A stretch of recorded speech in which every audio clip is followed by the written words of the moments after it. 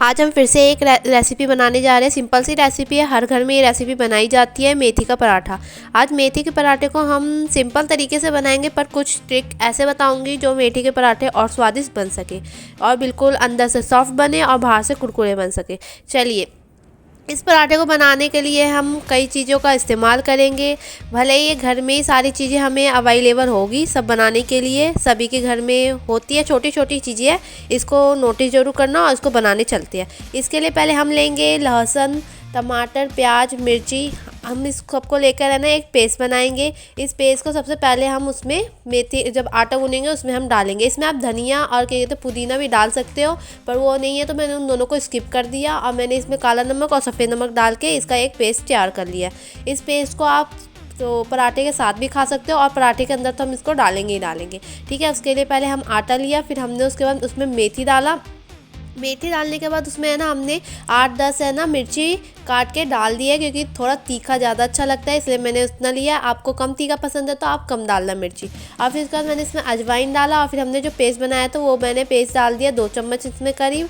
अभी आधा चम्मच, फिर आधा चम्मच डाल के और मैंने और डाला है। और फिर उसके बाद मैंने इसमें रिफ़ाइन का यूज़ किया। आपके पास आप हो ना इसमें रिफ़ाइन का, घी का, तेल का सबका यूज़ कर सकते हो, पर मैंने रिफ़ाइन का यूज़ किया। फिर उसके बाद नमक डाला और फिर उसके बाद मसाला डाला। मसाला मेरे घर में है ना मिक्स मसाला रहता है, धनिया पाउडर, मिर्ची पाउडर और क्या कहते हैं हल्दी पाउडर। तो हल्दी पाउडर और धनिया पाउडर, मिर्ची पाउडर आप अपना अलग अलग भी डाल सकते हो, वरना घर में ला के मिक्स करके फिर है ना आप उस तरीके से डाल सकते हो। मैंने 2 चम्मच मसाला डाला था। फिर उसके बाद मैंने सारे सामान को मिलाने के बाद मैंने आटा गूँथ लिया। आटा गूँथने के लिए मैंने गुनगुने पानी का यूज़ किया है, क्योंकि आटा है ना बिल्कुल सॉफ्ट होता है उससे। और फिर है ना हम हल्का हल्का पानी डाल के इस आटे को गूँथेंगे। ठीक है, उसके बाद है ना हम ही जैसे कि हमें इतना गुस्सा आता रहता है, हम अपने मन को शांत करने के लिए आप आटे पे सारा गुस्सा निकाल सकते हो। देख सकते हो कि मैं कैसे निकाल रही हूँ, वैसे ही आप करना। आप ऐसे करोगे तो आपके पराठे भी बहुत सॉफ्ट बनेंगे, इसलिए इस तरीके का ज़रूर यूज़ करना और ऊपर से आपका मन भी शांत हो जाएगा। अब है ना हम है ना आज बनाएंगे 4 तरीके के पराठे। तो उसके लिए पहला पराठा बिल्कुल सिंपल है, हम गोल लेंगे आटे का और फिर है ना हम रोटी की तरह उसको बेल लेंगे।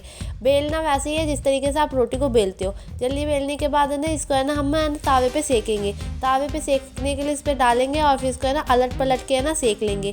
और पहली बार में आप पलटोगे तो फिर इसमें ना रिफ़ाइन या तेल, घी किसी का भी इस्तेमाल कर सकते हो। मैंने तो रिफ़ाइन का यूज़ किया। आप घी खाते हो तो घी का यूज़ करना, मुझे तो घी पसंद नहीं है इसलिए मैं रिफ़ाइन का यूज़ कर रही हूँ। ठीक है, अब मैं इसको है ना अलट पलट के इसको सेक लूँगी, पर है ना आप कम गैस पे इसको सेकना है। कम गैस पे सेकोगे ना तो आपके पराठे बिल्कुल ऊपर से कुरकुरे बनेंगे और अंदर से सॉफ्ट तो बनेंगे, क्योंकि हमने इसमें रिफ़ाइन भी डाला था और ऊपर से गुनगुने पानी का यूज़ भी किया। अब दूसरा पराठा बनाने के लिए हमने रोटी को, जैसे हम रोटी को बेलते हैं उस तरीके से हमने इसको पराठे को बेलने के बाद हम इसको हाफ फोल्ड करने के बाद फिर उसमें दोबारा हम रिफ़ाइन लगाएंगे और उसके बाद है ना हम इसको एक शेप देंगे ट्रायंगल का शेप देने के बाद इसको हम बेलेंगे। और पहले बेलने से पहले ना आटा जरूर लगाना, आटा लगाओगे तो ही आपका अच्छी तरीके से बेला जाएगा इस पराठे को। ठीक है, फिर पराठे को बेलेंगे हम ये ट्रायंगल वाला शेप। मेरे को बहुत ज़्यादा अच्छा लगता है पराठे का इसका, क्योंकि लेयर हो जाती है, 3-4 लेयर अंदर होती है, तो अलग अलग लेयर होते हैं क्योंकि हम रिफ़ाइन लगाते हैं इसलिए, तो और टेस्टी लगते हैं खाने में। मुझे तो ये सबसे ज़्यादा पसंद है ऐसा ट्रायंगल वाला पराठा। इसको है ना फिर हम सेकेंगे तवे पे डाल के, वैसे ही सेकना, अलट पलट के सेक लेना। रिफ़ाइन लगाना है दूसरी साइड, फिर तीसरे पहले साइड दोनों तरफ रिफ़ाइन लगा के है ना अलट पलट के इसको सेक लेना। इसको सेकने के लिए आप कम गैस का यूज़ करना, कम गैस का यूज़ करोगे तो और ज़्यादा अच्छा रहेगा, क्योंकि बाहर से क्रिस्पी रहेगा और अंदर से सॉफ्ट रहेंगे। और 3-4 लेयर है तो उसका और अच्छी तरीके से है ना ये पक जाएगा। फिर हम बनाएंगे तीसरे तरीके का पराठा। इसको बनाने के लिए हम पहले रोटी की तरह इसको बेल लेंगे और फिर उसके बाद बेलने के बाद है ना हम इसमें रिफ़ाइन लगाने के बाद फिर है ना हमने जो पेस्ट बनाया था उसका हम इसमें यूज़ करेंगे। ये पराठा आप इसमें ये डाल लोगे तो और ज़्यादा चटपटा पराठा बन जाएगा। इसको बनाने के बाद है ना हम इसको चटनी डालने के बाद इसको हाफ़ फोल्ड करेंगे। हाफ़ फोल्ड करने के बाद फिर से हम उसका हाफ़ फोल्ड करेंगे। हाफ़ फोल्ड करने के बाद इसको भी हम ट्रायंगल शेप देंगे। ट्रायंगल शेप देने के बाद इसमें हल्का सा आटा लगा लेना। आटा लगाने के बाद इसको बेलना, पर इसको है ना आपको स्मूथली बेलना पड़ेगा, क्योंकि आप इसको जल्दी बेलोगे ना तो ये आपकी सारी चटनी इसमें से निकल जाएगी और बिल्कुल आपका चकला भी ख़राब हो जाएगा, बेलन भी ख़राब हो जाएगा और ऊपर से आपका पराठा भी पूरा ख़राब हो जाएगा। फिर आपका ये पराठा बन नहीं पाएगा। मैंने इसको बहुत आराम से बेला है, भले ही मैंने इस वीडियो को स्पीड ज़्यादा कर रखी है, जो आपको लग रहा होगा कि मैं जल्दी बेल रही, पर मैंने बिल्कुल बहुत आराम से इसको बेला था पराठे को। फिर इसके बाद मैं तवे पे डाल के इसको सेक रही हूँ। इसको है ना हमने पहले साइड हमने पलटा तो वहाँ पे तेल लगाया, फिर उसके बाद मैंने दूसरी साइड पलट के फिर तेल लगाया अब है ना उसको हम क्या कहते हैं अलट पलट के इसको आराम से हम सेक लेंगे। इसको आराम से सेकना है, कम गैस पे ही सेकना है, क्योंकि सेकोगे तो सही। सेकने के बाद ये बिल्कुल अच्छी तरीके से तैयार हो जाएगा ये पराठा भी। अब है ना हम इसको चौथे तरीके का पराठा बनाएंगे। ये चौथा पराठा हम बनाएंगे स्क्वायर शेप का। स्क्वायर शेप का पराठा तो बच्चों को बहुत ज़्यादा पसंद रहता है, यहाँ तक कि बच्चों को पसंद रहता है, पर मेरे घर में मेरी मम्मी को बहुत ज़्यादा पसंद है ये पराठा। इसको बनाने के लिए हम उसमें रिफ़ाइन लगा लेंगे। रिफ़ाइन लगाने के बाद इसमें फिर हम ऊपर की तरफ रिफ़ाइन लगा लेंगे और फिर इधर से हाफ़ फोल्ड करेंगे, फिर इस तरफ से हाफ़ फोल्ड करके इसको है ना स्क्वायर शेप दे देंगे। स्क्वायर शेप देने के बाद आप उंगली की हेल्प से इसको थोड़ा लंबा कर सकते हो, जिससे कि मैंने वीडियो में किया था लंबा। और फिर उसके बाद आराम से इसको बेलन की हेल्प से है ना हम इसको बेल लेंगे। इसमें थोड़ा रिफ़ाइन या घी थोड़ा ज़्यादा लगाना, क्योंकि इसको है ना अंदर कितनी सारी लेयर होगा तो बिल्कुल है ना अलग ही अलग, हम बाद में इसको तोड़े तो अलग ही अलग हो जाए, ऊपर से सॉफ्ट भी बहुत ज़्यादा हो।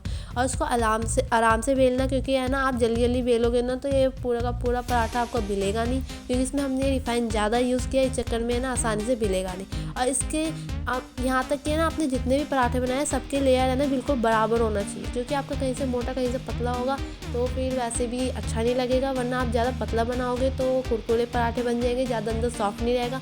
इसलिए मीडियम पराठा बनाना, मीडियम बनाओगे तो आपका पराठा अंदर से स्मूथ भी लगेगा खाने में, ऊपर से कुरकुरे लगेंगे खाने में। अब वैसे ही मैंने जिस तरीके से सब पराठे को हमने सेका, वैसे ही हम इसको भी सेकेंगे कि हमने पहले पलट के रिफ़ाइन लगा लेना, फिर दूसरी तरफ पलट के फिर रिफ़ाइन लगाएंगे, फिर इसको कम गैस पे है ना हम आराम से सेकेंगे। कम गैस पे सेकने का यही एक अच्छा रूल होता है, एक अच्छा तरीका होता है, क्योंकि कम गैस पे सेकने से है ना हमारे पराठे बहुत अच्छे बनते हैं, क्योंकि बाहर से कुरकुरे और अंदर से सॉफ्ट बनते हैं। आप देख भी सकते हो इसको है ना रिफ़ाइन हमने अंदर से लगाया तो पराठा कितने अलग ही अलग हो गया और इनके लेयर कितने अलग अलग कितने अच्छे लग रहे हैं। अब इसको खाओगे तो बहुत ज़्यादा अच्छा लगेगा, बाहर से क्रिस्पी लगेगा, अंदर से सॉफ्ट लगेगा। ऐसी रेसिपी देखने के लिए मेरे वीडियो को जरूर सब्सक्राइब करना, लाइक करना, और आपको ये वीडियो अच्छी लगी हो तो कमेंट में ज़रूर कमेंट करके बताना कि मेरी ये रेसिपी आपको कैसी लगी। पराठे की सिंपल ही रेसिपी है, पर घर में सभी के घर में पराठा बनता है, पर सब बनाने का सबका अलग अलग तरीका रहता है। मेरे घर में ये अलग तरीका था बनाने के लिए। आप कमेंट में ज़रूर बताना ये आपको है ना कैसा लगा मेरा पराठा। और इस पराठे को आप देख भी सकते हो कितने अच्छे लग रहे हैं पराठे। बाय दोस्तों।